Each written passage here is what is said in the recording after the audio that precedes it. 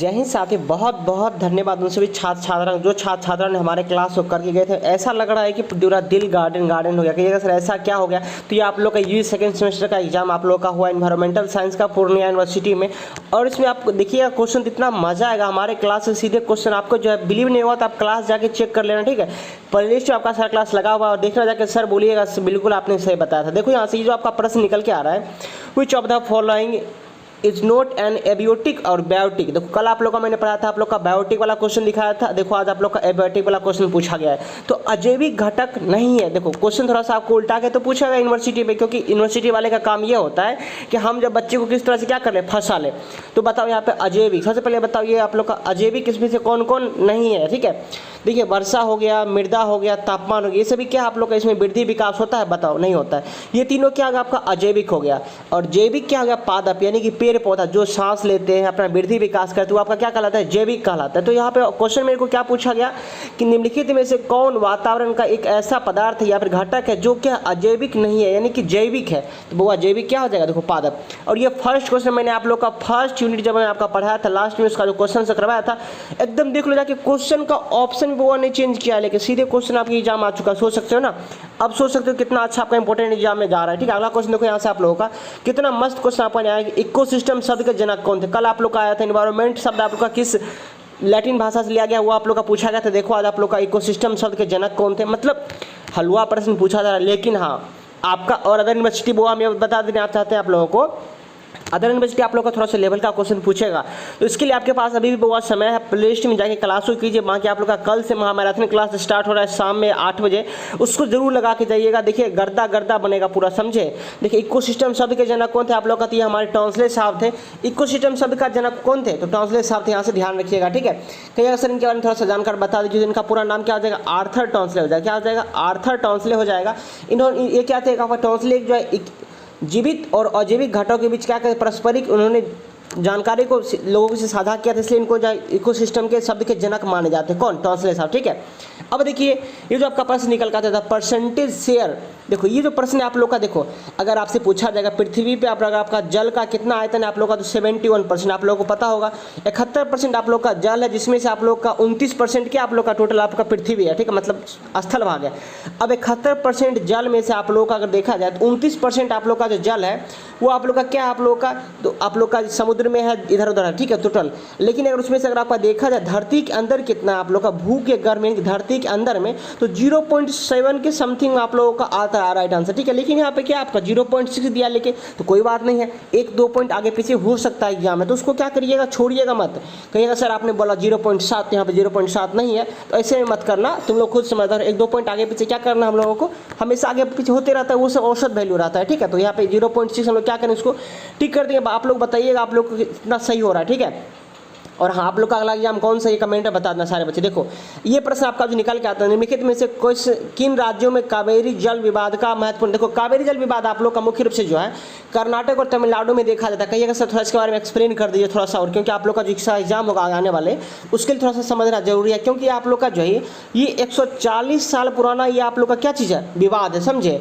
जिसकी जड़ें अगर आपका देखा जाए तो 1892 से, यानी कि आपका 1892 से आप लोग का विवाद चलता आ रहा है। वहाँ पे किस वजह से विवाद का मुख्य कारण ये है आप लोगों का कि कावेरी नदी का जो जल बंटवारा है उसको लेके क्या है, दोनों में विवाद चल रहा है। कहते पानी की कमी जो दोनों राज्य को होती है, जिस वजह से क्या होता है विवाद बढ़ जाता है। यानी कि तमिलनाडु का भी और कर्नाटक का, दोनों जगह पे पानी की कमी होती है और विवाद क्या होता है, बढ़ जाता है। कहते हैं कई बार इसका वार्ता हुआ, समझौता हुआ, लेकिन फिर भी विवाद अभी क्या जारी है। तो ठीक है, तो राइट आंसर उसका क्या हो जाएगा? तो इसका राइट आंसर क्या हो जाएगा आपका? कावेरी जल विवाद का आप लोग का जो है बंटवारा कर्नाटक और तमिलनाडु, इसका राइट आंसर यहाँ हो जाएगा, ठीक है। आगे यहाँ से हम लोग बढ़े। 5वां प्रश्न देखिए, the Japanese are fish and rights it's as they. ये क्वेश्चन आपका निकल के जो आता है कि जापान के जो लोग होते हैं वो मछली तथा चावल खाने वाले होते हैं। मतलब सबसे ज़्यादा देखिएगा बंगाल में भी अगर आप देखिएगा मछली चावल, वहाँ का मुख्य भोजन क्या? मछली चावल है। कहिएगा ऐसा क्यों है जापान का, बताइए थोड़ा सा। तो जापान की जो है ये चावल की खेती करते था, मछली पकड़ते। देखो आप लोग का जापान जो है प्रकार से, जापान अगर देखा जाए आप लोग का तो समुद्र से घिरा हुआ है। क्या है आपका? एक द्वीप है, देश है जो समुद्र से घिरा हुआ है, इसलिए मछली और समुद्री भोजन आसानी से क्या होता है, उपलब्ध हो जाता है। और चावल जापान की मुख्य फसल है। देखो चावल आप लोग का जो वहाँ की जो है वो मुख्य फसल है। और वहाँ जो आप लोग का चावल क्या होता है, स्वास्थ्यवर्धक माना जाता है, यानी कि हमारे स्वास्थ्य के लिए लाभदायक माना जाता है। तथा मछली आप लोग का जो वहाँ पे बगल में मिलता है, तो पकड़ कर आराम से लोग क्या करते हैं, कचौरी बना के पकौड़ी बना के खा लेते। इसका राइट आंसर क्या हो जाएगा, आपका गौ हो जाएगा राइट आंसर। ठीक है, अब देखिए 6वां प्रश्न, रे डाटा बुक क्या होता है, आप लोग का ध्यान रखना। रे डाटा बुक आप लोग का बहुत महत्वपूर्ण विभिया प्रश्न, आपके एग्जाम में भी प्रश्न आ सकते हैं। यहाँ से देखिएगा, कहते हैं रे डाटा बुक में अंकित होते हैं क्या चीज़, सोच समझिए, इमारती वृक्ष, लाल वन, आर्थिक पौधे या फिर विलुप्त होने वाली प्रजाति। देखिए आप लोग का रे डाटा बुक एक ऐसा बुक है जो आप लोग का विश्व स्तर से, यानी कि आपका पूरा विश्व स्तर पर, आपका वर्ल्ड लेवल पे आप लोग का एक ऐसा बुक है जिसमें आप लोग का उन सभी जाति प्रजाति वाले पेड़ पौधे हो गया या फिर वस्तुओं का या फिर आप लोग का जीव जंतुओं का नाम लिखा जाता है, वस्तुओं का नहीं, जीव जंतुओं का, जो क्या होगा हमारे देश में या फिर हमारे इस धरती पे क्या विलुप्त हो रहे हैं या फिर विलुप्त होने के कगार पे हैं, उनके बारे में वर्णन किया जाता है। किसमें, विलुप्त होने वाली प्रजातियों को क्या कहा जाता है, रे डाटा बुक में अंकित किया जाता है, ध्यान रखिएगा। ठीक है, अब आगे यहाँ से देखो आप लोग,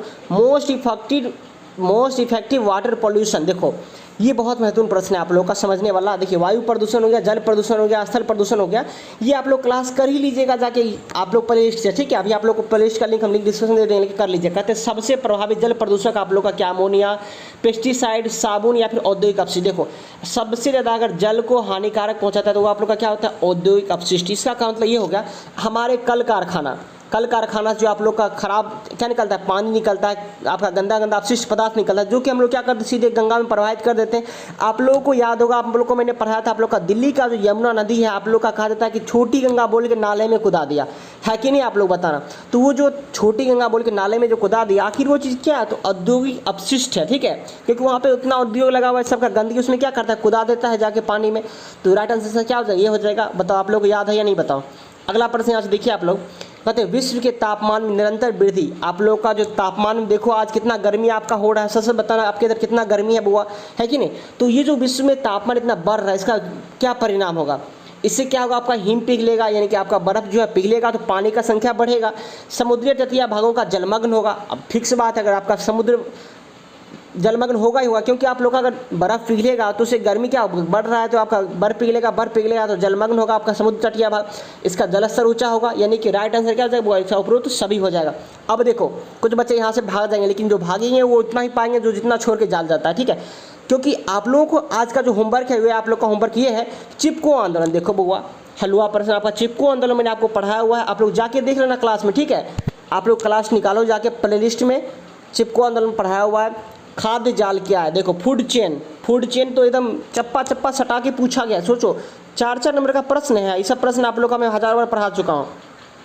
और नवीकरणीय संसाधन किसे कहते हैं, पढ़ाया हुआ है। सौर ऊर्जा पर संक्षिप्त टिप्पणी लिखिए, सौर ऊर्जा क्या है, उससे क्या फायदे हमारे लिए, जो आप लोग देखो हमेशा लाइट आप लोग को उपलब्ध हो जाएगा। सौर ऊर्जा ऐसा है जो कि आप लोग का कभी खत्म होने वाला नहीं है कि नहीं, उसमें पैसा भी नहीं रहेगा, एक बार पैसा लगाओ जीवन में मौज करो। ठीक है, जनसंख्या वृद्धि से आप क्या समझ, जनसंख्या वृद्धि आप लोग का बहुत ज़्यादा हो रहा है, इससे आप लोग का देश में जो है भूखमरी हो गया, बेरोजगारी हुई, सब बढ़ रहा है। तो ये सब देखो टोटल प्रश्न आप बना सकते थे बुआ। ठीक है, इसमें हमको मुझे लग रहा है 70 में 70 हर एक बच्चे को आना चाहिए। ठीक है, अगर किसी को कम आ रहा है मतलब वो बिल्कुल भोपू है। ठीक है, मतलब उसको पढ़ने का तो मन नहीं है, तभी को 70 में 70 नहीं आएगा। सच बताना है कि नहीं, बताओ। वन पारिस्थितिकी तंत्र पर प्रकाश दें, तो आपका वन पारिस्थितिकी तंत्र आपका क्या होता है, आपका पढ़ाया हुआ प्रश्न है हमारे क्लास में। जल संसाधन का उपयोग बताइए क्या आप लोग, ये भी आप लोगों को मैं बताया हुआ हूँ। उसके बाद देखिए ये क्या हो गया, देखो कोई बात नहीं, चलो प्रदूषण से आप क्या समझते हो, प्रदूषण के बारे में आपको पूछा गया। प्रदूषण मैंने आप लोगों को पढ़ा दिया। प्रदूषण आपका 3 प्रकार से होता है, जल प्रदूषण, वायु प्रदूषण, ध्वनि प्रदूषण होता है कि नहीं होता। भारत में संख्या विस्फोट आपका क्या है ये बताना है, ये भी प्रश्न पढ़ा है। और आपदा से नियंत्रण कैसे कर सकते, तो टोटल अगर देखा जाए आप लोगों का तो आज का लेवल बहुत गर्दा रहा है। आप लोग इस टोटल क्वेश्चन को बना लो घर में। ठीक है, घर में बैठ के बना लो। अभी आप लोग करोगे क्या, बैठ के इस क्वेश्चन को यहाँ पे पॉज करो, वीडियो को शेयर करो, लाइक करो, कमेंट करो। वीडियो को देखिए, कमेंट पर ऐसा करिएगा बउआ आप लोग, क्योंकि आप लोग का कमेंट मुझे बहुत ज़्यादा एनर्जीफुल लगता है और मुझे बहुत ज़्यादा प्यारा लगता है आपको कमेंट पढ़ने में। तो आप लोग प्यारा सा कमेंट जरूर कीजिएगा और आप लोग बताइए आपका कितना बुआ सही हुआ ऑब्जेक्टिव। ठीक है, चलिए मिलते हैं अगले क्वेश्चन पेपर के साथ, तब तक के लिए खुश रहिए और इसी तरह से क्वेश्चन बनाते रहिएगा। ठीक है, bye, thank you so much.